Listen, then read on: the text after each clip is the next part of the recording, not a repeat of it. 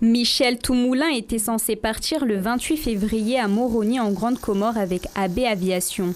Mais son vol a été annulé en raison du crash d'un des appareils de la compagnie aérienne il y a plus d'une semaine et qui a causé la mort de 14 personnes à son bord.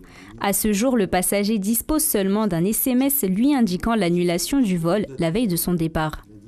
Dans le prolongement du SMS que je reçois le 27 au soir, merci de me recontacter. Faut-il que je me présente à l'aéroport de Daoudzi demain? Bien à vous. Le jeudi 3 mars, monsieur, je n'ai toujours aucune nouvelle de la compagnie pour le remboursement de mon billet d'avion. Dois-je me présenter à l'aéroport de Daoudzi? J'ai acheté mon billet en ligne, il est aisé de me le rembourser. Dans l'attente de votre retour, bien à vous.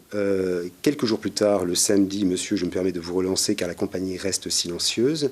C'est inédit et incompréhensible. La situation du moment ne justifie pas cette absence de communication. J'attends votre retour. Plusieurs relancent mais aucune réponse. Mais le passager ne se décourage pas pour autant. Ce n'est pas cet accident regrettable qui affecte non seulement les familles, mais aussi les Comores. Si demain je bénéficie d'un avoir, c'est sans appréhension que je reprendrai effectivement l'avion avec la compagnie AB. Comme Michel Toumoulin, il serait environ 21 passagers impactés par l'interruption des vols. Contactés par mail, AB Aviation confirme la possibilité pour les voyageurs d'obtenir un avoir ou de modifier leur date.